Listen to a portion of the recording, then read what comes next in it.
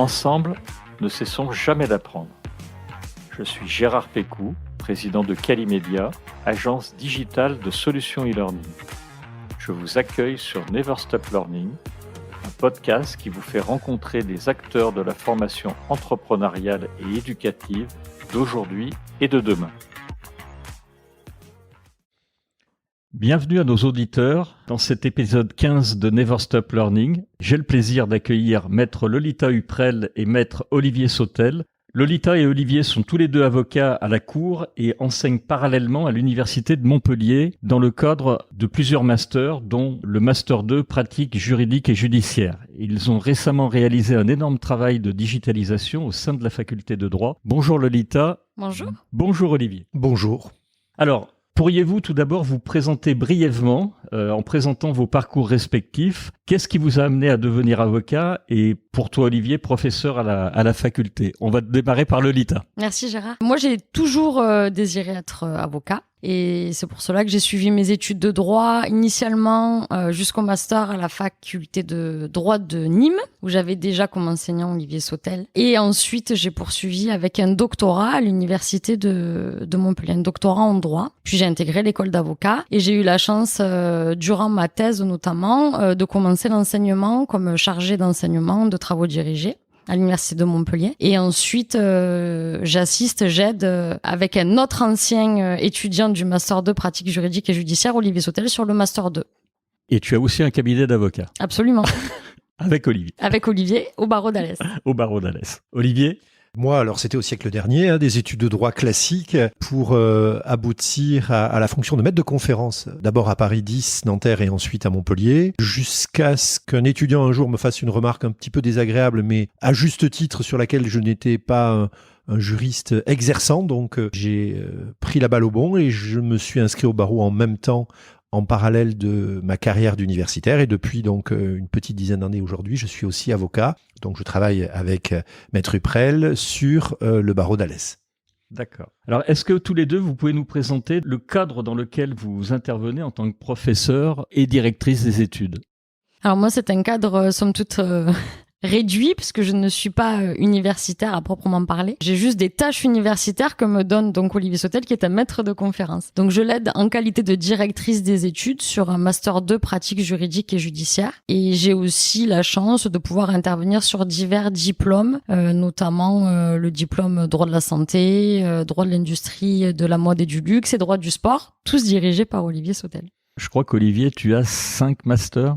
Alors non, j'ai un Master 2, 4 DU, une prépa. 4 DU, d'accord. Alors, est-ce que tu peux nous en dire plus? Alors, le Master 2 a été créé maintenant il y a à peu près une quinzaine d'années avec mon camarade malheureusement qui nous a quitté, Stéphane Darmézin. Il y a 15 ans, on avait créé un Master 2 avec deux territoires, Nîmes pour Stéphane Darmézin et Montpellier pour moi. On dirigeait 2 promotions. Malheureusement, le décès de Stéphane a fait disparaître la promotion de Nîmes, la faculté de droit de Nîmes n'ayant pas voulu poursuivre ce projet. Et depuis donc à peu près 7-8 ans, le Master n'existe que sur Montpellier, donc c'est un Master 2 pratique juridique et judiciaire. J'ai beaucoup de chance parce que Maître Huprel m'assiste avec Maître Fraise dans le cadre de la direction des études pour que l'on puisse assurer un vrai encadrement des étudiants.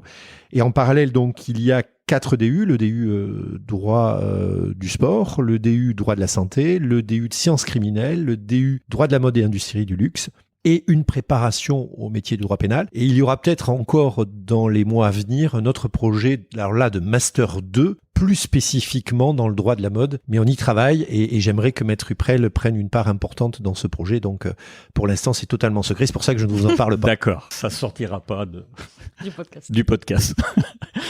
Alors, je crois que tu avais monté ça aussi, Olivier, parce que l'université, elle voulait former une nouvelle génération de juristes. Et j'ai lu quelque part qu'il fallait qu'ils soient efficaces, intuitifs et créatifs. Et je crois que c'est ce que tu faisais avant l'arrivée de la Covid. Alors oui, nous dès le début avec Stéphane Darmézin, lorsqu'on a pensé le Master 2 pratique juridique et judiciaire, on l'a pensé comme une formation innovante.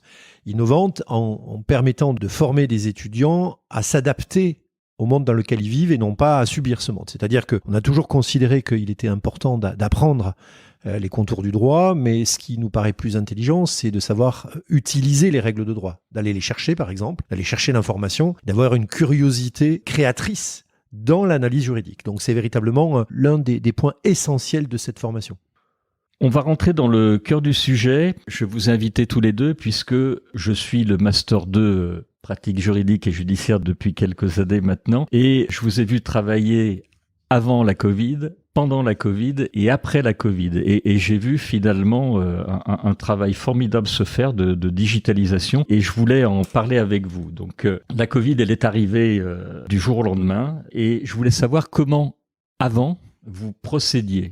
Lolita, tu peux nous dire un petit peu comment ça se passait avant l'arrivée de la Covid? Pour les enseignements du Oui. Master 2, c'était quelque chose qui était uniquement en présentiel. Et d'ailleurs, ça s'y prêtait uniquement parce que ce sont normalement beaucoup d'exercices oraux, de plaidoiries, d'entraînement. Le métier s'y prête. Oui, exactement. C'est aussi fait justement de rencontres. Et c'est pour ça, moi, en tant qu'ancienne étudiante du Master PJJ, c'est aussi pour ça que j'avais choisi ce Master. C'était pour rencontrer des personnes, faire connaissance avec eux, les écouter.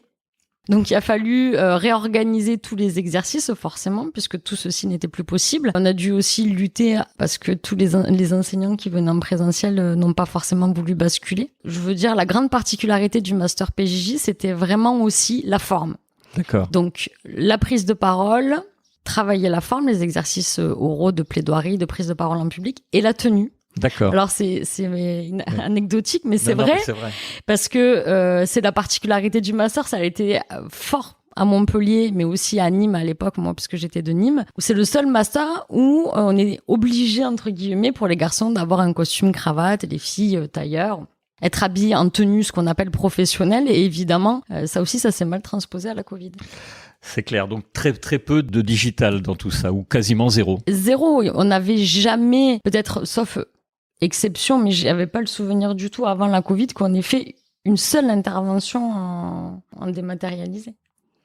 Olivier, tu veux compléter? Effectivement, on était dans une époque où la particularité du master nous conduisait à faire de l'artisanat. Nous, on fait de l'artisanat, c'est-à-dire on a peu d'étudiants et on travaille avec ces étudiants au quotidien pour leur montrer comment on peut exercer les professions du droit. On avait une petite évolution qui se dessinait parce qu'à l'époque, ce qui va vous paraître particulièrement étonnant, on avait commencé à faire des prises de parole filmées, que d'ailleurs Stéphane Darmézin gérait, avec après une possibilité de repasser le film. Donc notre digitalisation s'arrêtait un petit peu à ça. On avait pressenti la nécessité d'évoluer, mais on était à l'époque dans une machine, l'université, qui, en tout cas dans notre segment, n'était pas prête à vivre ce virage-là. Et donc, au final, ce n'était pas très grave de ne pas être prêt parce que la formation se nourrissait de cela.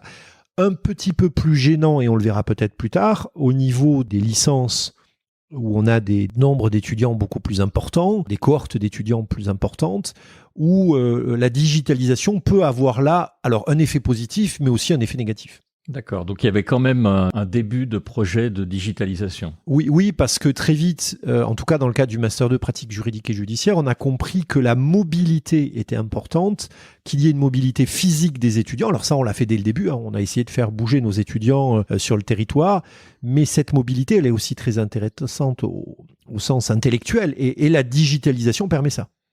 Alors la Covid arrive. Elle nous prend tous de court. La pandémie est là. Ça a été un choc à la faculté. Vous le dites tous les deux, vous n'étiez pas forcément prêts en termes de digitalisation. Il fallait sans doute trouver un moyen rapide pour continuer à faire cours. Plus de team building. Je crois que c'était aussi, tu l'as pas évoqué Olivier, mais il y a beaucoup de choses qui sont faites pour souder les étudiants. Continuité des cours à assurer. Comment vous avez fait concrètement dans les tout premiers jours et toutes premières semaines? Alors clairement, on n'était pas prêt. On n'était pas prêt parce que les outils commençaient à exister. C'est-à-dire que effectivement, on commençait à avoir la possibilité de faire des visioconférences, notamment pour des soutenances de thèse, des choses comme ça, mais les outils n'étaient pas véritablement déployés. Donc on n'était pas prêt. Ce qui, en revanche, est assez étonnant, en tout cas sur l'université de Montpellier, c'est qu'on est allé très vite, en fait. Très vite, puisque le premier cours que j'ai fait, moi, alors c'était dans un amphi de licence 2, le jour où on nous a dit, les étudiants ne viennent plus, on va transférer les cours sur un flux de visioconférence et vous allez faire cours face à une caméra. Le premier cours, je le fais dans un amphithéâtre de 500 places, où j'ai pas un étudiant, où j'ai une caméra qui me filme, j'ai pas de retour. Ça, c'est le premier cours. La semaine d'après, le problème avait été réglé déjà, donc pour dire que c'est allé assez vite. On nous a permis de faire cela devant nos ordinateurs et non plus dans un amphithéâtre, puisqu'il n'y avait pas la technique la première semaine. La deuxième semaine, on a récupéré la possibilité de faire cours devant nos ordinateurs, ce qui nous permettait à la fois d'échanger de la documentation avec les étudiants et surtout d'avoir un flux et d'avoir un retour de la part des étudiants, ce qu'on n'avait pas la première semaine. D'accord. Donc effectivement, deux choses. Un, on n'était pas prêt, en tout cas globalement. Et ensuite, deuxième élément, on s'est très très vite adapté. Et ça, c'est quand même quelque chose de très intéressant. Comment vous avez procédé avec les apprenants, Lolita? Ça a été vécu comment côté apprenants? Ça a été mal vécu. Mal vécu. Ça a été très mal vécu. Ils se sont sentis seuls. Nous, on a essayé de tout mettre en œuvre pour qu'il n'y ait pas de blanc, justement, dans leurs enseignements, pour qu'ils aient leur diplôme à la fin de l'année. Donc, on a essayé de trouver des alternatives. La visioconférence se prêtait bien au Master 2 parce qu'ils sont 25, 26. Donc, ça s'y prête. Oui. Le problème, c'est de remplir les journées, de trouver des intervenants parce que, pour la plupart, ceux qui venaient, c'était pour faire des simulations de procès, des exercices de plaidoirie et que, bien évidemment, ils voulaient pas ou ils pouvaient pas faire ça en visioconférence. Donc, on a essayé de remplacer et notamment, on s'est dit qu'on allait faire beaucoup d'exercices pratiques, mais évidemment par écrit, sur des demi-journées avec des retours imposés à telle heure pour rythmer les journées des étudiants. On essayait de les occuper à minima 3 heures le matin, 3 heures l'après-midi et de leur laisser le temps, parce que c'était aussi une demande de leur part, leur laisser le temps sur le reste de la journée pour se préoccuper, s'occuper de leur famille, parce que la Covid a été compliquée pour tout le monde et voilà, pour assister leurs grands-parents, les personnes les plus faibles. Après, on a dû faire aussi avec les contaminations des uns et des autres. Sur le dernier confinement, nous, on a fermé le master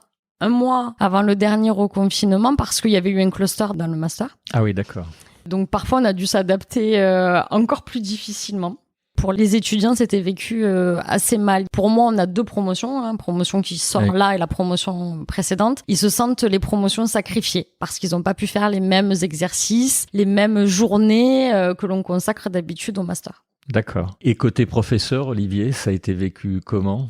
Je parle pas que de toi, de l'ensemble des professeurs à l'université. Là, il y a une vraie inégalité. Alors, les vieux comme moi, on a eu du mal. On a eu du mal parce que moi, je suis né sous l'ère du Minitel. Et c'est clair que lorsqu'on vous dit qu'il va falloir se connecter sur une plateforme Zoom ou aller sur un réseau qui s'appelle Moodle, une plateforme Moodle, je crois qu'il s'appelle Moodle. Oui, ça existe. Ils n'ont pas compris d'ailleurs ni le nom, ni véritablement le fonctionnement. Il est clair que pour une partie des enseignants, on a été désarçonnés. Les plus jeunes, habiles sur les réseaux sociaux et sur les nouvelles technologies, ont eu beaucoup plus de facilité. La chance que l'on a eue, c'est qu'on a réussi à avoir un déploiement, en tout cas pour les cours de licence et de Master 1, un déploiement très rapide des moyens de visioconférence. Et pour les licences 2, comme le disait Maître Huprel, comme on est plus dans de l'artisanat, on a pu gérer à notre patte, sachant que ce qui a manqué, et effectivement ça vient d'être pointé, c'est un petit peu la dimension humaine. C'est-à-dire la dimension humaine où on voit l'étudiant, non pas au travers de sa caméra, mais on voit des petits signes, des petites choses qui vont nous permettre de réagir très vite, d'interréagir plus vite et qui nous permettent d'adapter continuellement notre formation pour être très efficace. Comme le disait Lolita, c'est quelque chose qui est très présentiel. Donc le team building, la tenue que tu évoquais, Lolita, toute cette dimension humaine, vous avez quand même pu tenter de la recréer parce que une tenue derrière un écran, ils apprennent pas. Il y avait la notion de big day, tu m'avais dit. Ah oui. Et ça, vous n'avez pas pu le faire ou vous avez pu le transférer en numérique? Si. Le Big Day, parce que le Big Day, il est presque numérique en lui-même. Alors, c'était quoi le Big Day? Alors, le Big Day, c'est la création synthétique d'un stress professionnel. Oui. C'est-à-dire que c'est s'apercevoir que nos étudiants, quand ils sont en Master 2, ils subissent pas véritablement de stress puisqu'ils sont déjà de rentrer dans le Master 2, qu'en principe, s'ils sont dans un Master 2, il n'y a pas de raison qu'ils ratent leur Master 2. S'ils travaillent, ils doivent réussir, il n'y a pas de véritable sélection au sens premier du terme. Et donc, on a imaginé cet exercice, donc ce qu'on a appelé le Big Day, qui est d'envoyer une série de questions toutes les 2 ou 3 heures rythmées aux étudiants sur une période qui peut aller jusqu'à 3 jours. D'accord. En laissant une période de nuit relativement réduite, 6-7 heures, et de permettre aux étudiants immédiatement d'avoir des questions qui tombent toutes les 2 ou 3 heures pour créer donc de façon synthétique un strike, c'est-à-dire c'est pas une seule interrogation, parce que s'ils avaient une seule interrogation une fois qu'ils ont envoyé, c'est fini. Là, le but, c'est de dire il faut que je réponde dans les 2-3 heures, parce que de toute manière, dans 2 heures, j'ai une autre nouvelle question. Et ça, on a pu le basculer, ça n'a posé aucune difficulté. En revanche, ce qui a posé difficulté, c'est quand on met en place un Big Day, on essaie d'être très attentif au bien-être de l'étudiant. C'est-à-dire que bien sûr. on veut créer de façon synthétique un stress, mais on veut pas que ça soit un stress excessif. Lorsque vous êtes hors Covid et où il y a du présentiel, le Big Day, d'ailleurs, il peut se mettre entre des cours, parce qu'on peut avoir un scénario de Big Day avec cours le matin. Le Big Day a démarré à 6 heures, il a fini à 9 heures. 9 heures midi, un cours. À midi, il y a une nouvelle question. Donc, on les voit. Là, avec le Covid, on ne les voyait pas. On n'avait que les retours. Donc, on a pu l'adapter, on a pu le mettre en place. C'est pas l'exercice qui nous a posé le plus de difficultés. Et c'est quoi qui avait posé le plus de difficultés? Ce que disait Maître Huprel, c'est-à-dire qu'on a perdu beaucoup d'intervenants qui n'étaient pas prêts, eux, par la digitalisation. Souvent des professionnels qui n'avaient pas les outils ou qui n'avaient pas le ressort pédagogique. On ne fait pas cours dans un amphithéâtre comme on fait cours devant son ordinateur. Hein. C'est pas possible. Non. Et donc, on a perdu des intervenants. On a vu des étudiants qui n'étaient pas prêts. C'est-à-dire que le fait, là aussi, de ne pas forcément s'habiller, de faire cours de sa chambre, de faire cours de sa cuisine, d'avoir son téléphone portable, de temps en temps aller boire un café, alors que dans un amphithéâtre ou dans une salle, l'étudiant, il est un petit peu captif. Et donc, il y a moins d'éléments perturbateurs. Et là, à la maison, on va être face à quelque chose qui est particulièrement gênant, c'est qu'on a demandé aux étudiants d'apprendre quelque chose qui est très compliqué, que les professionnels n'arrivent pas parfois à faire, c'est de dire que dans mon environnement familial, je peux être aussi au travail. Et ça, c'est quelque chose qui pose une vraie difficulté de concentration. C'est clair. Donc, on a vu que le présentiel était absolument important, mais est-ce qu'à l'avenir, vous allez changer les choses, ou ça va s'effacer un peu, vous allez faire ce qu'on appelle de l'hybridation, ou vous allez reprendre comme avant? Ça a apporté une nouvelle façon de voir les choses? Alors, oui, forcément, en Master 2, on reviendra bien évidemment sur le présentiel qui est la base, mais je pense que le distanciel, on va l'utiliser pour faire peut-être venir des intervenants qu'on ne pouvait pas faire venir avant. D'accord. Donc ça nous ouvre des possibilités. Donc en Master 2, on va l'utiliser pour améliorer les choses en termes pédagogiques. Pour les DU, en revanche, on va rester en distanciel. En tout cas, pour 3 des DU que je dirige, le DU droit de la mode, droit de la santé et droit du sport, on va rester en distanciel. On fera quelques événements en présentiel, mais rares, parce qu'on s'est aperçu, et là c'est le côté positif du Covid, c'est que l'outil est très adapté à une formation de DU, puisque le DU, ce sont soit des étudiants d'une autre fac ou de notre fac, ou des professionnels qui s'inscrivent. C'est compliqué de les faire venir 1 heure à la fac. C'est clair. En fin de journée, notamment s'ils habitent loin, alors que la digitalisation nous permet de dire, on fait un cours d'1 heure, de 3/4 d'heure, un soir, ça ne pose plus ces difficultés. Donc, on va bien évidemment garder cet aspect-là pour ces diplômes. D'accord. Donc, en fait, sur les masters un peu plus compliqués, mais sur les DU, finalement, presque une meilleure efficacité, une plus grande fluidité dans l'enseignement et la possibilité de toucher un plus grand nombre de personnes. Oui, parce que voilà, on va avoir des personnes qui vont être éloignées ou qui n'ont pas l'agenda pour se déplacer. Et on a aussi un autre effet dans le cadre des DU, qu'on a un petit peu moins en licence et en master, c'est que l'étudiant professionnel ou étudiant qui s'inscrit en DU, il a une vraie envie dans la matière. Et donc, on a une plus grande facilité à faire vivre les cours en visioconférence. Et comme on échange avec des supports, le cours est plus facile à réaliser sur un DU. Sur un étudiant entre guillemets classique, d'une formation classique, l'effet un petit peu de soumission à l'examen final fait que l'étudiant est moins réactif. Dans les DU, les étudiants sont très très réactifs. Moi, j'ai été surpris de voir des cours de DU avec des étudiants très très mobilisés et capables de prendre la parole et donc une vraie interactivité. Justement, dans le cadre de CDU, comment vous avez suivi vos élèves? Vous avez mis un système de tutorat en place? Tu parles d'échange, c'était vraiment protocolisé comme ça ou ça se faisait Non, pas pour les DU, il n'y a pas eu ce type de procédure. On l'a fait un petit peu pour le Master 2, on a essayé de le faire vivre pour le Master 2, mais c'était difficile. Mais pour les DU, non, parce que les DU, on est véritablement sur une formation courte, courte en horaire et qui, alors après, permet à une communauté de se créer. Parce qu'en revanche, l'élément positif, c'est que la communauté se connaît là. Oui. Plus facilement presque que dans un amphithéâtre ou dans une salle. Lolita, par rapport aux élèves, est-ce que tu as observé une chute des résultats, du taux de complétion, ou au contraire, est-ce que l'enseignement finalement il a été un peu plus simple pour eux? Alors j'ai pas eu l'impression avec ce que tu nous as dit tout à l'heure, mais en termes de résultats finalement ça a été un peu pareil, ou alors tu parlais de 2 promos qui se sentent sacrifiés, c'est vraiment ça? Oui, ça s'est ressenti tout à fait sur les résultats, c'est un vrai découragement, en tout cas moi c'est comme ça que je l'ai vécu. Je m'attendais par exemple pour cette année à ce que les étudiants, comme ils ont eu plus de temps, parce qu'il n'y avait pas le temps des déplacements pour venir à Montpellier, ils avaient des exercices en gros à 6 heures par jour, mais quand c'est en présentiel, d'habitude, ils peuvent avoir presque 10 heures. Alors j'exagère 10 heures, mais en tout cas de présentiel. Oui. Donc ils avaient plus de temps. Et je m'attendais à ce que ce temps, ils l'emploient pour faire un travail de fond sur les lacunes, ou bien qu'ils passent plus de temps sur leur mémoire. Et pas du tout. C'est pas ce qui s'est vu, et je pense que c'était dû vraiment à un défaut de motivation. C'est-à-dire qu'ils ont été en peine. Et cette communauté au niveau du master, elle a réussi à se créer avec le digital, ou alors là aussi, il y a deux finalement promos qui se connaissent à peine? Alors, c'était pas pareil pour la promotion précédente, celle qui a vécu la première vague de Covid, parce que c'était vraiment la désorganisation totale. Puis la première, en fait, ils se connaissaient quand même. Voilà. Là, ils ont vécu finalement très peu de temps ensemble, puisqu'au final, ils ont vécu presque un mois et demi, et puis c'est tout. Mais on a eu de la chance parce qu'ils avaient élu un bureau qui se réunissait, donc ils faisaient des réunions entre eux. D'accord. En Zoom, et ils rendaient des comptes rendus, ils établissaient des comptes rendus pour nous tenir informés, mais aussi eux pour établir des process, pour se répartir les tâches par petits groupes, etc. Ça, en revanche, en tout cas, nous, de l'extérieur, on a eu le sentiment qu'il y a quand même une cohésion de promotion. Ça s'est vu d'ailleurs à la remise des diplômes. Ils ont organisé. Non, c'est plutôt vraiment sur le dépassement de soi, entre guillemets, qui a pas eu lieu. Ouais, manque de motivation. Voilà, et qui se passe parfois dans les promotions parce que justement, on est tous ensemble et qu'on se tire un peu les uns les autres vers le haut, et qu'il y a compétition saine. Là, à mon avis, a fait défaut sur les 2 dernières années universitaires, mais je pense que c'est pas propre à notre master et à nos étudiants. Alors, merci Lolita. Post-Covid, dans le cas particulier de l'enseignement à la fac en général, vous trouvez qu'il y a eu un avant et un après Covid, et on va bien sûr parler du futur? Ah oui, indéniablement, il y a un avant et un après.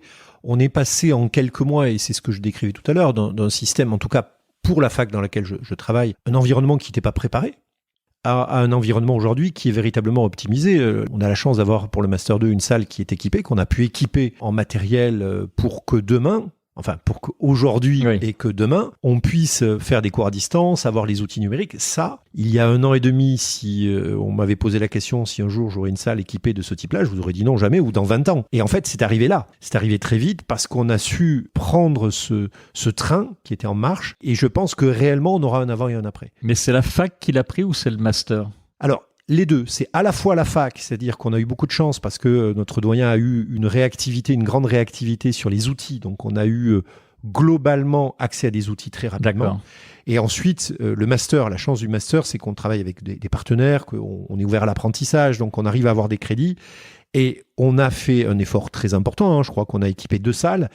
On a équipé 2 salles à hauteur à peu près de 30 000 €. D'accord. De matériel. Alors là, c'est le master qui a mis la main à la poche pour qu'on puisse effectivement être dans des conditions optimales. Et progressivement, d'ailleurs, ce qui est très intéressant, c'est que ce sont les étudiants qui ont mis en place après, qui ont pris en main les outils pour que les intervenants qui venaient de l'ancienne génération qui ne savaient pas faire marcher puissent faire marcher grâce au soutien des étudiants. Et quand tu dis matériel, c'est des caméras, des outils comme Zoom, Teams. C'est ça, c'est caméra avec écran digital, connecté, avec tablette numérique, qui permet à la fois de filmer la salle, d'être en Zoom, enfin de faire une visioconférence, mais aussi, alors quelque chose qui est accidentel, qui était un rêve mais qu'on n'arrivait pas à mettre en place, c'est tout simplement avoir Internet dans une salle de cours.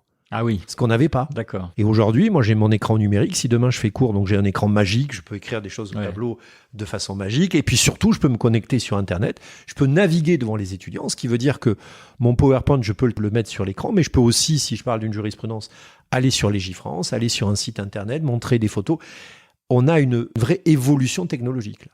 Je crois que vous faisiez aussi une journée sur le raid juridique. À l'avenir, j'espère qu'on sera débarrassé avec la vaccination de la Covid, mais si demain on a une nouvelle pandémie, c'est des choses qui, de niveau digital, peuvent se faire ou ça va rester compliqué? Alors déjà, qu'est-ce que le raid juridique? Et est-ce que ce type d'événement, ça sera juste toujours du présentiel ou est-ce que c'est un peu transposable? Alors, le raid juridique, ça avait beaucoup de fierté, que je peux le dire. Moi, je suis la promotion 5 du master pratique juridique et judiciaire. On était la promotion test du raid juridique. D'accord. Voilà, parce qu'aujourd'hui, c'est organisé par le master, mais nos étudiants n'y participent pas. C'est tous les masters autres qui veulent s'y inscrire. Ah, d'accord, ok. Voilà. D'accord. Et il y a de très nombreux masters maintenant de la fac de droit qui s'y présentent. Mais nous, on était la promotion test. Donc, Stéphane Darmézin et Olivier Sautel avaient eu cette idée absolument géniale. C'est une espèce de Jeux olympiques du droit. C'est sur la ligne de départ avec une question de droit. Donc c'est des questions qui peuvent être assez dingues,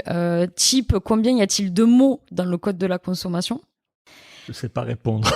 Et la première équipe, parce que c'est par équipe de 3 ou 4, la première équipe qui trouve la réponse à la deuxième question, etc. D'accord. Et c'est l'équipe qui répond à toutes les questions en première qui remporte. Voilà, il y a un classement. Mais à mon sens, c'est une épreuve qui se prête mal, un exercice qui se prête mal au numérique parce que il y a du sport. Comme son nom l'indique. Ah oui. Parce que généralement, alors après on a dû adapter aussi avec les contraintes de sécurité, mais il nous faisait courir à l'époque dans toute la faculté, c'est le Fort Vauban. À Nîmes, dans toute la faculté, voire éventuellement dans toute la ville de Nîmes, parce qu'il y avait des questions aussi historiques, juridiques et historiques. Oui. Donc il y a vraiment on les voit courir, les étudiants courent, descendent les escaliers très vite, les remontent très vite. Donc en digital, c'est difficile. Il faut voir si le fondateur du raid juridique estime que ça peut passer au digital, mais moi j'ai la nostalgie de la course. Oui, j'imagine. Oui. Non, peut-être pour compléter. Alors, je pense que le raid juridique peut pas passer en digital. Ouais, bien sûr. Alors c'est Stéphane Darmézin, c'est pas moi, c'est vraiment Stéphane qui avait imaginé cette épreuve avec beaucoup d'intelligence. Je pense qu'en revanche, Stéphane Darmézin était vraiment l'un des pionniers de la digitalisation, mais réellement. Et je pense que il faudra qu'on évolue, c'est-à-dire que il y aura toujours le raid juridique, mais peut-être que grâce à la digitalisation, on pourra peut-être évoluer vers quelque chose d'autre, qui nous permettrait d'ailleurs de nous ouvrir à d'autres facultés, à d'autres universités, sous une modélisation effectivement moins sportive, mais qui permettrait d'ouvrir un petit peu cette idée-là, non pas de compétition, parce que le raid juridique est une compétition, mais il y a une vraie bienveillance entre les équipes, et c'est un moment de partage. Et c'est là la force de l'épreuve, c'est qu'au final, les étudiants qui y participent nous disent tout le temps à la fin, c'est le meilleur moment de l'université. C'est le meilleur moment qu'on a eu à l'université. D'accord, oui. Alors, physiquement, c'est bien de le faire. On n'a pas pu le faire pendant 2 ans. Bah oui. On veut le refaire. Et puis, si on le refait, et même si on le refait pas, on va essayer de penser à un format digital. D'accord. Alors, justement, j'ai encore 2 dernières questions avant de conclure ce podcast. La question, c'est à l'avenir, qu'est-ce que finalement, avec tout ce que vous avez vécu depuis 2 ans, vous comptez garder et vous comptez modifier? C'est un peu une synthèse de tout ce que tu as dit, Olivier et Lolita. Il y a des choses que vous allez garder en présentiel, d'autres, on voit sur le DU, ça t'a amené à évoluer fortement. Donc en fait, le maître mot, ça sera finalement, dans votre cas, l'hybridation, c'est-à-dire essayer de conjuguer à la fois du présentiel, peut-être du distanciel, c'est-à-dire avec des classes virtuelles, je ne sais pas si vous en avez fait ou pas, on n'en a pas parlé, et puis des choses complètement en digital. Alors, effectivement, ça sera de l'hybridation. Et au contraire, ça sera une hybridation positive. C'est-à-dire qu'on fera tout pour qu'on ait du présentiel, mais le distanciel va nous permettre d'aller au-delà de ce qu'on pouvait faire en présentiel. L'exemple que je prenais tout à l'heure, hier, si j'avais un superbe intervenant qui était de la région parisienne, qui ne pouvait pas se déplacer et qui acceptait d'intervenir, hier, je lui disais, tant pis, on peut pas faire court. Là, avec les technologies mises en place, on peut le faire. D'accord. On a aussi une accessibilité pour des étudiants, on n'en parle jamais trop, qui ont un handicap. C'est-à-dire qu'on va pouvoir aussi s'ouvrir à une population qui a des problématiques de déplacement. Donc, on va bien évidemment hybrider le système pour le tirer vers le haut. D'accord. La dernière question avant de conclure, ça va être vraiment sur le futur. Il y a beaucoup de choses qui bougent. On vient de passer 30 minutes ensemble à parler du digital, mais moi j'ai beaucoup entendu parler dans votre métier de l'arrivée de futurs, alors on les appelle soit algorithmes, soit intelligence artificielle. Vous allez préparer, peut-être que vous le faites déjà, mais est-ce que vous les préparez déjà à ça, les futurs promos, ou vous allez le faire? Il y a plein de gens qui préparent pas pour l'instant. Non, moi je vais être très La question honnête, est naïve. Ça n'engage que moi. Non seulement je m'y prépare pas, mais c'est vrai qu'on n'y prépare pas pour le moment nos étudiants. D'abord parce qu'on a eu beaucoup de choses à gérer, justement à cause de cette crise, et on avait les mains dans le cambouis.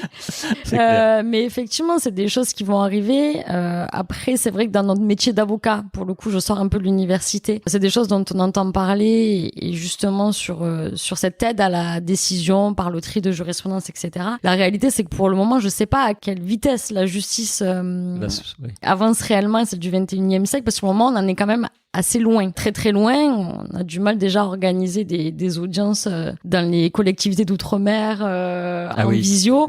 Donc si vous voulez, le fait que demain on ait un ordinateur qui décide pour nous quelle décision il faut rendre, moi ça me paraît d'un autre siècle encore. C'est la justice du 22e siècle. Après, moi, dans l'université, pour le moment, c'est très abstrait pour moi de former les étudiants sur ça. C'est pour ça que pour moi aussi, c'est abstrait. Je me dis que c'est censé nous aider l'intelligence artificielle dans nos métiers, Oui, pour faire et rendre le droit, c'est censé nous aider à être plus facile. Donc finalement, est-ce que c'est pas de notre devoir de former les étudiants à faire le plus difficile sans aide? Peut-être. Ouais. C'est difficile à mon sens pour moi de préparer des étudiants, de nous préparer nous à des outils qu'on ne connaît pas encore. On ne sait pas quelle forme ils auront, quelle aide ça apportera. C'est compliqué. Aujourd'hui, dans notre métier, ça s'y prête moins bien dans la filière du droit, je pense, que dans les sciences de la médecine. En médecine. Alors, je posais cette question parce que il se trouve que hier, j'ai enregistré le directeur général d'une nouvelle école qui s'appelle AlgoSup et qui, alors ils forment des développeurs. On est loin des avocats, ça s'y prête beaucoup plus, mais ils prennent déjà en compte à la fois les neurosciences dans l'éducation. Ils vont assez loin et j'ai été très surpris de la manière dont ils avancent. Et également, ils forment leurs étudiants à utiliser les futures intelligences artificielles qu'on commence à voir. Alors, c'est vrai qu'ils forment des gens plutôt pour les très grosses entreprises. Ils vont placer des gens chez les Apple, Google, où il y a ce vrai domaine. Mais je voulais savoir où vous en étiez, Olivier, sur l'IA. On n'a pas encore les outils, comme le disait Maître Huprel, on n'a pas encore les outils. Moi, j'ai une certitude, c'est que ça va arriver très vite. Je pense que ça va arriver très vite parce que en droit, on a un phénomène de flux de contentieux qui est assez important. Aujourd'hui, la réponse qui est apportée souvent à ce flux, c'est d'essayer de trouver des modes alternatifs pour essayer de faire baisser la pression sur les juridictions. Je crois que la solution, ça sera l'intelligence artificielle. Alors ça va bien évidemment révolutionner à la fois le métier de l'avocat, mais aussi le métier du juge. On le voit un petit peu là dans le cadre de l'Université Montpellier. On dirige un projet qui s'appelle un projet Muse sur la vérité scientifique et la vérité judiciaire. On a parlé des neurosciences, justement, de la problématique de la preuve par ADN. Et on voit comment très vite, là, alors c'est pas dans l'aide à la décision, quoique on a vu là depuis quelques jours l'affaire Omar Haddad qui revient sur le tapis avec la problématique de la trace ADN. C'est-à-dire qu'effectivement, l'évolution technique, technologique, l'intelligence artificielle va nous permettre d'aller plus vite sur la démonstration de la preuve. Demain, est-ce qu'il existera un logiciel d'aide à la prise de décision des magistrats ? Je crois que oui. Je pense que ça viendra très vite parce que dès lors qu'on réussira à numériser et à informatiser les décisions, toutes les décisions, dès lors qu'on permettra la même chose sur les textes, et dès lors qu'on va créer des mécanismes de réflexion un petit peu binaires, le droit est une science pour moi, une vraie science, pas véritablement une science sociale en définitive, une science mathématique. Dès lors qu'on arrivera dans la science mathématique, on y arrivera. Mais je vois que Maître Huprel dodine de la tête, donc je suis pas sûr d'avoir totalement raison. L'avenir nous le dira. En tous les cas, un très grand merci à vous deux pour ce podcast. Bravo vraiment pour votre adaptabilité, parce que c'était pas évident de passer de... On n'est pas digital du tout, on n'a pas de digitalisation à être passé où vous en êtes actuellement. Vraiment bravo pour ça. Et bravo aussi pour votre implication auprès des étudiants. J'ai la chance de vous connaître un peu tous les deux et je vous ai vu vivre au cours des 2 dernières années et je trouve que vous avez fait un boulot formidable et je voulais vous le signaler. Je voulais remercier aussi nos auditeurs qui sont allés jusqu'au bout de ce podcast et merci encore. Merci. Au revoir. Au revoir. Au revoir.